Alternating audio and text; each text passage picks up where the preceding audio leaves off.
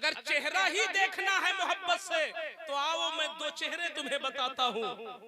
आका फरमाते हैं मामिन वरद वलदिन बारिन यंजुरु इला वालिदै नज़रत रहमतिन इल्ला कतबल्लाहु लहू बिकुल्लि नज़रतिन हज्जतम मबरूरा। वाह वाह माशाअल्लाह। जब कोई नेक लड़का या लड़की मोहब्बत के साथ इबादत की नीयत से माँ का या बाप का चेहरा देखना शुरू करते हैं, ये अमल अल्लाह को कितना प्यारा है। देखिए कुरान की तिलावत बहुत बड़ी इबादत है, मगर कुरान की तिलावत के बारे में ऐसी हदीस नहीं आई। हत्ता कि काबा देखो तो वो हदीस ऐसी मौजूद नहीं है। मदीना जाओ तो ऐसी हदीस नहीं मिलती। अपने इस टूटे फूटे मकान में जो तुम्हारे मामूली दर्जे के कपड़े पहने हुए वालिदैन जो मौजूद है, जना इनके चेहरा देखो। हुजूर फरमाते हैं जब कोई लड़का मोहब्बत से अपनी माँ का या अपने बाप का चेहरा इस नियत से देखना शुरू करता है, ये मेरी माँ है, इनका बड़ा एहसान है, ये मेरे बाप है, इनका बड़ा एहसान है, इस नियत से जब देखना शुरू करते हो तो ये देखना रब को इतना महबूब है कि अल्लाह ये कंधे पर बैठने वाले फरिश्ते से कहता है, फरिश्ते क्यों देर कर रहा है, नजर हटने से पहले हज्जे मकबूल लिख दे। सुभान अल्लाह सुभान अल्लाह। नजर हटने से पहले हज्जे मकबूल लिख दे। है कोई दुनिया में ऐसा अमल किसी नजर कर दो तो हाजी हो जाओ। आले रसूल की बड़ी कीमत है,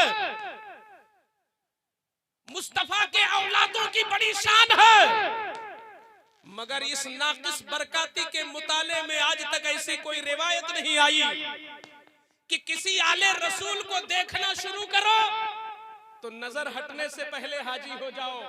मगर वही बूढ़ी माँ, वही बूढ़े बाप जिनकी बातें हम ठुकरा देते हैं, मकाम इतना बुलंद है कि चेहरा देख लो तो हाजी हो जाओ। वाह वाह वाह वाह। चेहरा देख लो तो हाजी हो जाओ। लाओ एक चेहरा, किसी वली का चेहरा, किसी गौस का चेहरा, किसी कुतुब का चेहरा, किसी अब्दाल का चेहरा। अरे नबी के लिए भी ये नहीं कहा गया, नबी का चेहरा देखोगे हयाते जाहिरी में जिन्होंने देखा वो सहाबी तो जरूर हो गए मगर हाजी ना हुए। अल्लाह अल्लाह अल्लाह। सहाबी हुए, हाजी ना हुए। तन्हा दो चेहरे हैं, एक चेहरे को बाप कहते हैं, दूसरे चेहरे को माँ कहते हैं कि चेहरा देख लो तो हाजी हो जाओ। नारे तकबीर, नारे रिसालत, शाने वालिदैन, अज़मते वालिदैन। वाह वाह वाह।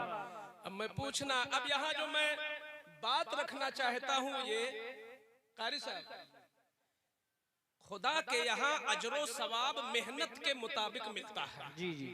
तो जब वालिदैन का चेहरा सिर्फ देख लो मुफ्त में, चेहरा देखने में पैसा तो नहीं लगता, टाइम भी नहीं लगता, मेहनत भी नहीं लगती, वजू भी नहीं बनाना पड़ता, कोई एहतमाम भी नहीं करना पड़ता, बस मोहब्बत से देख लो हाजी हो गए। तो जब उनका पैर दबाओगे तो क्या मिलेगा? अरे वाह वाह। जब चेहरा देखने से ये सवाब है तो जब उनका बिस्तर साफ करोगे तो कितना अजर मिलेगा। और कोई अपनी बूढ़ी माँ का इलाज कराए तो अल्लाह कितना खुश होता होगा। अरे वाह। लोटे में पानी खुद लो और हाथ पकड़ के इस्तिंजा खाने तक बूढ़ी माँ को ले जाओ या बूढ़े बाप को ले जाओ तो अल्लाह कितना खुश होता होगा।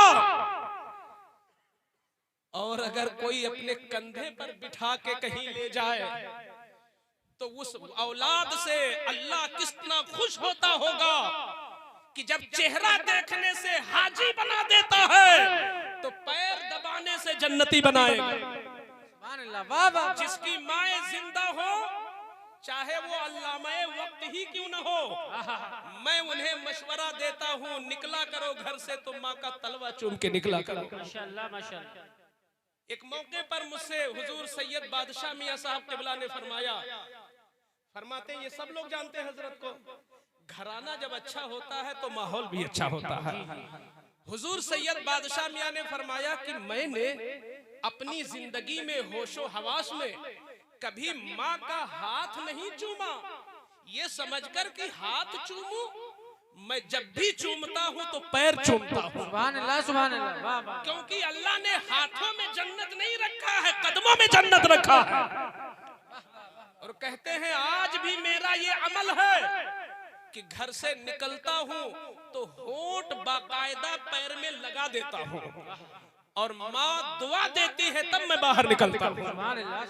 हम लोग भी ये मिजाज बना लें कि माँ जिंदा हो तो प्रोग्राम में निकले तो पैर चूम के निकले, और जिसकी माँ चली गई हो दुनिया से तो जब भी तुम्हें मौका मिले तो कब्र पे जाके इजाजत लो, और दुनिया में जिंदगी में अगर कुछ न कर सके हो या गलतियां हो गई हो तो आज भी वहां जाके माफी मांग लो। और माँ की सहेलियों से प्यार करो, बाप के दोस्तों से मोहब्बत रखो।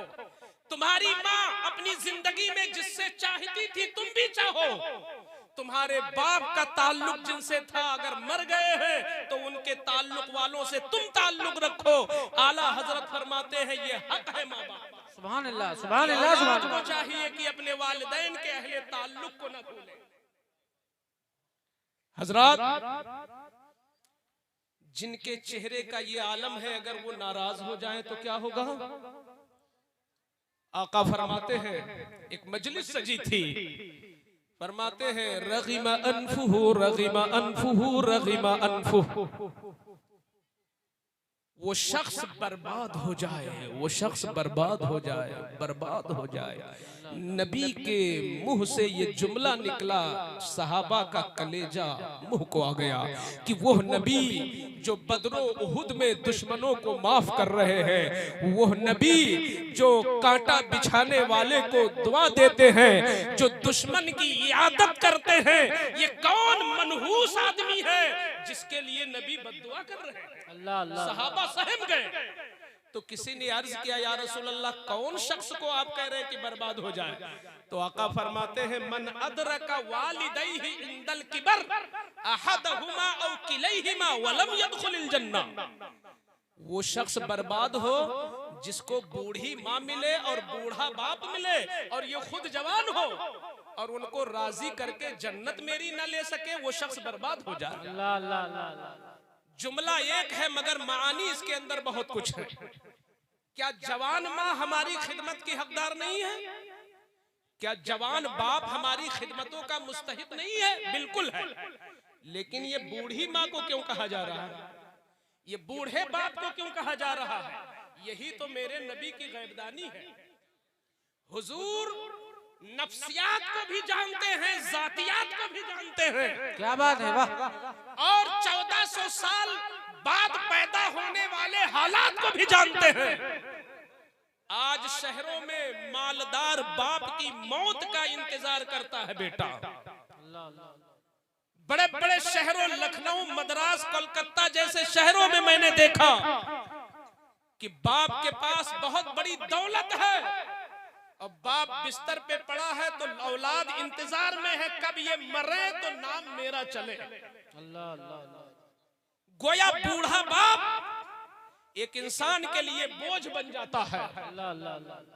बूढ़ी माँ जब उसके इलाज में पैसे खर्च होते हैं तो हमारे बहराइच शरीफ की तरफ मैंने देखा कि कितने ऐसे नाहंजार, जाहिल और लाशऊर बच्चे हैं जो अपनी बूढ़ी माँ को बोझ समझते हैं, जबकि वो बिल्कुल ओरिजिनल जन्नत मौजूद है उनके घर में।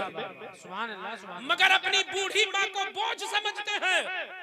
मेरे आका की निगाहें गैब देख रही थी कि आने वाले जमाने में जवान माँ और जवान बाप की तो इज्जत कुछ होगी, मगर कुछ ऐसे मनहूस होंगे जो बूढ़ी माँ को बोझ समझेंगे, बूढ़े बाप को बोझ समझेंगे।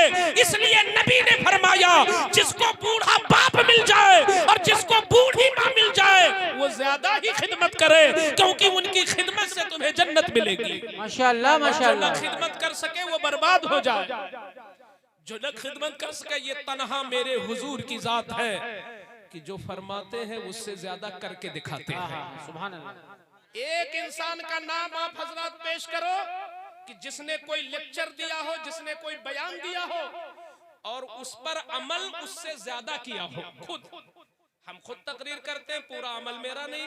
मैं तो डरता हूं कहीं लिमा तकुलूना माला तफालून की बात ना आ जाए, मगर ये मसला भी मुझे मालूम है कि अगर अमल नहीं भी है तो बताने का सवाब मिलेगा। सुभान अल्लाह, सुभान अल्लाह। लेकिन अमल करके बताओ तो जबान का असर बढ़ जाता वाह है। वाह वाह। इमाम आजम ने बुढ़िया को वापस कर दिया था ना कि गुड़ खाता है बच्चा तो अभी कुछ नहीं बताऊंगा, हफ्ता भर के बाद आना।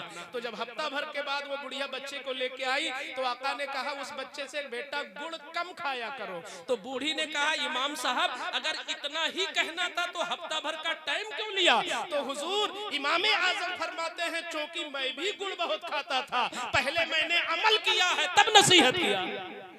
सुभान अल्लाह, सुभान अल्लाह। तो नसीहत कारगर होती है अगर आदमी आमिल होता है, लेकिन अमल नहीं भी कर पाया तो बताने का सवाब जरूर मिलता है। मैं कह रहा था एक शख्स नहीं मिलेगा कि जो बोले 100% नहीं 101% अमल करे।